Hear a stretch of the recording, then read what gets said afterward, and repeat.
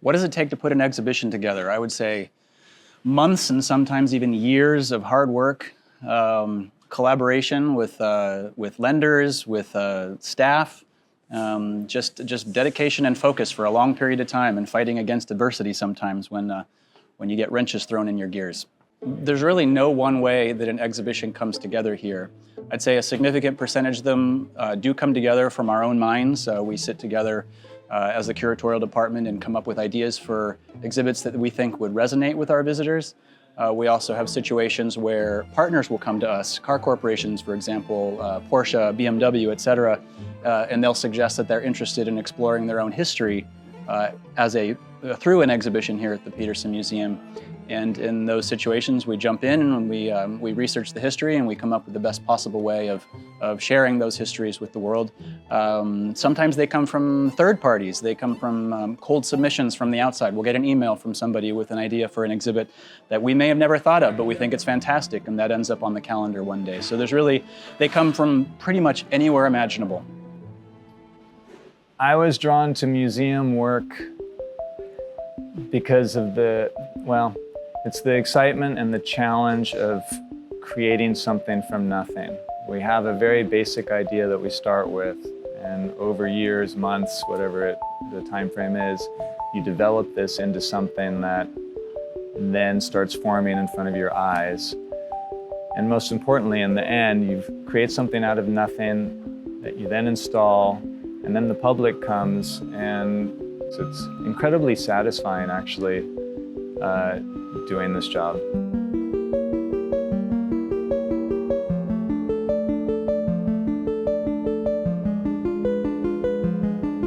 Welcome to my workshop. This is where I do a lot of my fabrication for object mounts, for build-ups, for displays. As you can see, it's filled with a myriad of tools that help me get my job done.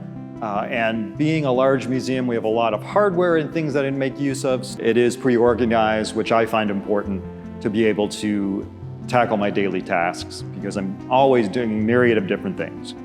I've always been really good with my hands. I've always taken things apart. As a child, I used to take apart my tricycle. I usually got it back together.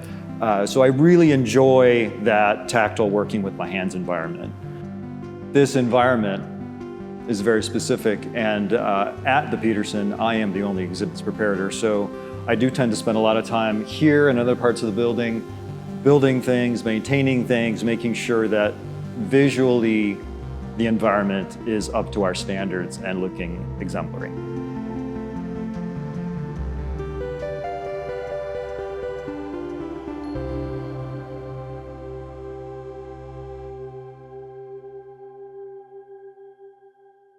There's a basic structure that we use when we put exhibits together. There's a set of key milestones that would be applicable to any exhibit, but we're very flexible here. We realize that you can never predict what's actually going to happen, and I would say that we have that general framework like a railroad track that we generally try and stay on, but the actual path we take is a very winding road.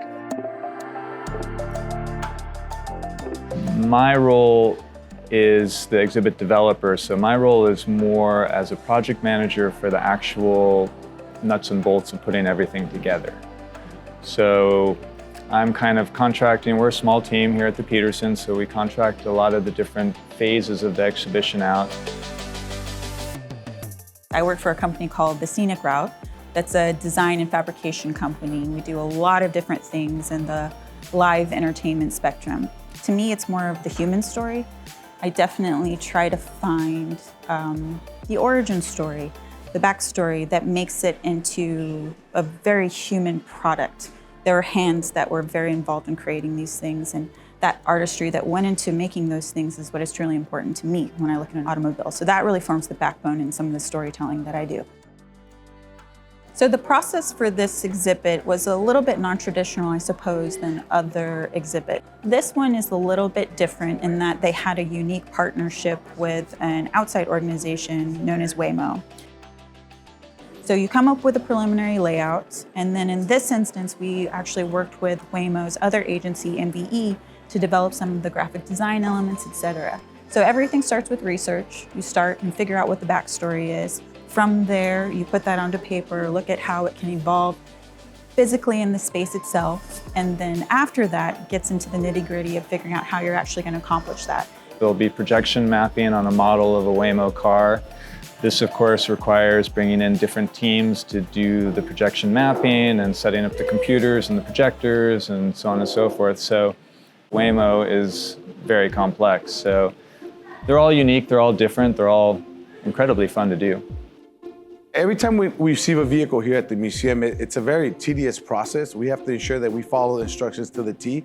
Some cars would come with special instructions on how to move them around and whatnot. But yeah, it's a very hard process. You know, a lot of people think, oh, what's the big deal of getting a car into the museum? You know, it takes a lot of timing, work to be able to accomplish these moves. I've been with the museum for 25 years now. I started in the gift shop. I've loved cars all my life. I come from a family who does not love cars, so maybe it's fitting that I jump really deep into it. A job opportunity opened up here at the Petersen Museum that married my experience in design and my interest in classic cars, and that was the exhibition designer position in 2005. I myself personally thought that I was going to be in the arts, so I have a unique combination of graphic design and history and that kind of a background that really did well in the storytelling world of exhibit development. I really enjoy problem solving. I enjoy the creative aspect of building things, taking them apart, finishing them. So that has all contributed to who I am and why this is my job. My position shifted and changed over the 19 or so years since then, and I'm presently the director of exhibitions. I always thought detailing was pretty cool, so I started, detailing the cars. Over the years, I've taken courses and trainings to get to the point where I'm at now. Before I moved to Los Angeles, I had worked at a museum before, the Italian-American Museum in New Orleans, Louisiana. And I was also a tour guide in New Orleans. I did ghost tours and bike tours and those sorts of things that are very famous in New Orleans. And so I saw this job online and it was listed as museum tour guide. And I was like, well, I've done both of those things. So sent out my application, and 3 years later, I'm still here. The nature of the exhibitions has changed significantly.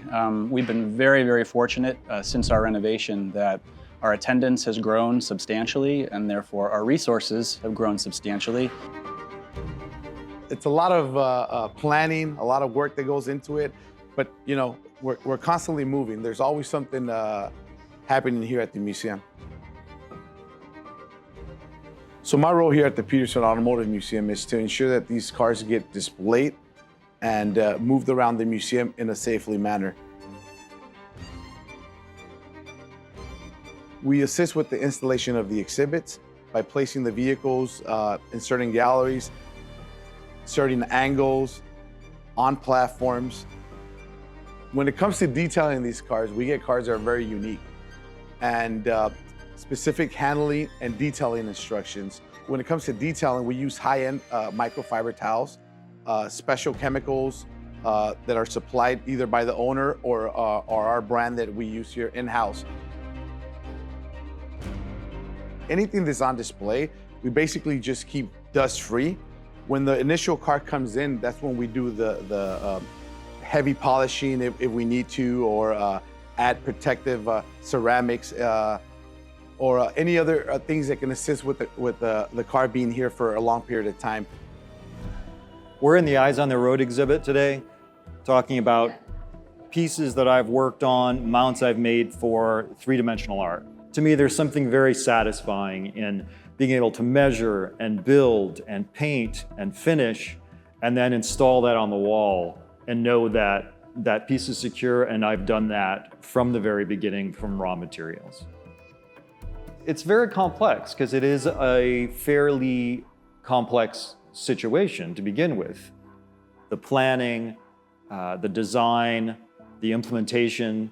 Of course, before we even get to the planning part, once it becomes time to install, you have to, of course, deinstall what was already there.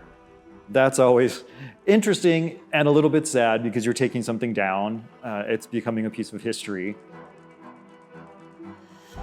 You might think that the most satisfying moment is the completion of the exhibit, but in some ways, there's actually a little bit of a withdrawal effect at that point because there's so much energy and so much excitement that it's almost anticlimactic when it's finally done, and then you have to just sort of change gears and move on to something else.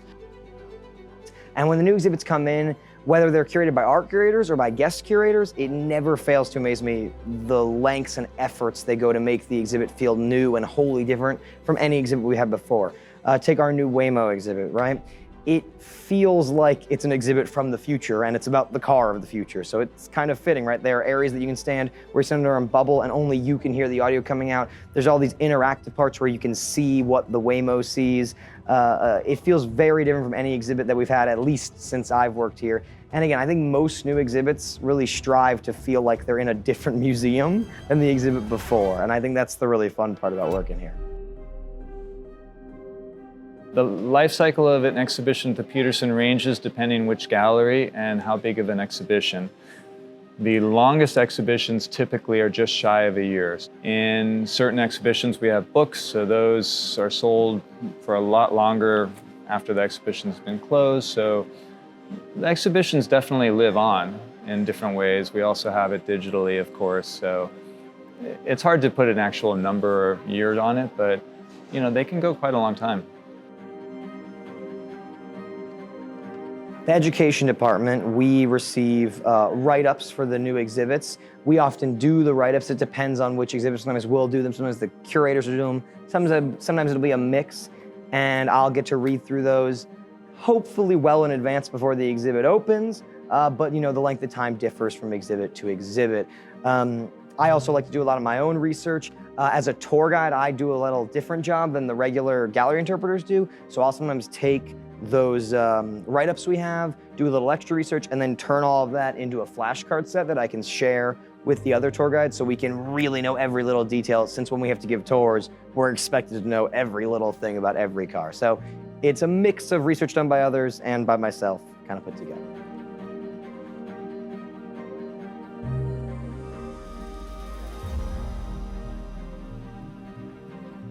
What drives me personally really is, it's a mixture of things. One is being driven by the desire to create, having a rough, crude idea for something and having the ability with the fantastic resources and staff we have here to take that crude idea and make it an amazing reality in one of our galleries is incredibly rewarding. The other thing that really drives me is the ability to influence people and their lives and to have a hopefully positive effect on them and on their experience here, to educate them. And really, in my mind, I like to change people a little bit. One of my gauges of success is with our exhibitions is that a visitor walks out a little bit different than when they walked in, whether it's a little bit more interest in a subject, a little bit more knowledge in a subject, hopefully a little bit more appreciation for a subject. That slight shift, that slight change where somebody walks out a little bit changed, a little bit different is, to me, incredibly rewarding.